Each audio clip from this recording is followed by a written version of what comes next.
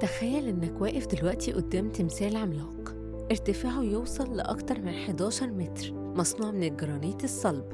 نظراته ثابتة وملامحه مليانة قوة وهيبة. انت دلوقتي مش قدام تمثال عادي، انت قدام تمثال واحد من أعظم ملوك مصر في التاريخ، رمسيس الثاني، الفرعون اللي حول نفسه الأسطورة.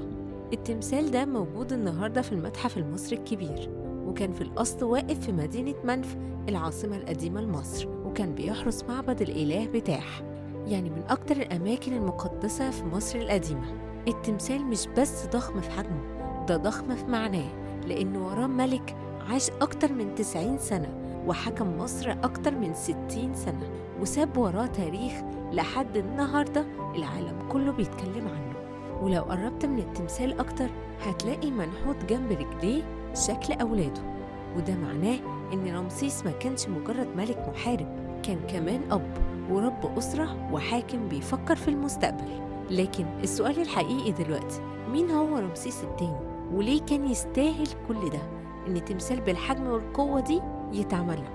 رمسيس الثاني اتولد في عصر كانت فيه مصر داخلة على مرحلة قوة كبيرة. أبوه كان الملك سيتي الأول، وهو اللي جهزه من وهو صغير عشان يكون ملك. اتعلم القيادة واتعلم الحرب والحكم، وفي سن صغير جدا شارك في الحملات العسكرية. ولما رمسيس وصل للحكم ما كانش ملك عادي، كان ملك عايز يسيب بصمته في كل مكان، في المعابد، في الحروب، في السياسة، وفي التاريخ.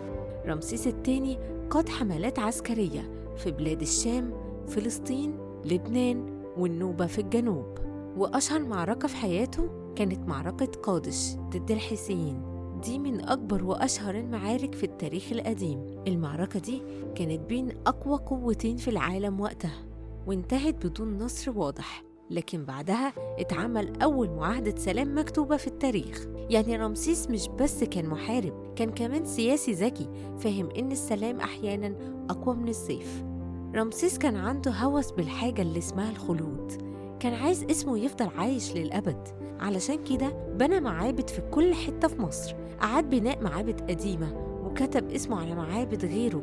من أشهر اللي بناه معابد أبو سمبل، الرمسيوم، توسعات ضخمة في الكرنك، وآثار في الأقصر والنوبة.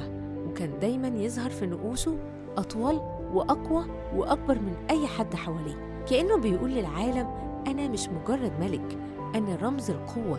رمسيس كان عنده عدد كبير جدا من الزوجات، وأكتر واحدة مشهورة بينهم هي نفرتاري، الملكة الجميلة اللي بنى لها معبد كامل باسمها جنب معبده في أبو سمبل. رمسيس أنجب أكتر من 100 ابن وبنت، وده رقم ضخم جدا حتى بمعايير الملوك، يعني حرفيا كان عنده أسرة ملكية بحجم مدينة. ناس كتير بتسأل، هل رمسيس الثاني هو فرعون سيدنا موسى؟ الحقيقة إن مفيش دليل أثري قاطع، في آراء بتقول وآراء بتقول لأ، والعلم لحد دلوقتي ما قدرش يحسم الموضوع ده بشكل نهائي. يعني القصة فضل فيها غموض، وزاد الغموض ده من أسطورة رمسيس أكتر. نرجع تاني للتمثال اللي في المتحف المصري الكبير. تمثال رمسيس اتكسر، اتنقل، اتعرض، واترمم، واتنقل من مكان لمكان، علشان في الآخر يقف النهاردة في واحد من أعظم متاحف العالم. كأن الزمن كله اتآمر عشان يحافظ على صورة الملك ده. رمسيس الثاني مش مجرد اسم في كتاب تاريخ، مش مجرد تمثال من حجر، ده قصة ملك عاش يحلم بالعظمة ومات وساب وراه حضارة. ولحد دلوقتي بعد أكتر من 3000 سنة لسه العالم كله واقف قدام آثاره في صمت وإعجاب. تمثاله في المتحف مش مجرد قطعة أثرية، ده رسالة من الماضي بتقول هنا كانت حضارة، وهنا كان ملك، وهنا كانت مصر عظيمة.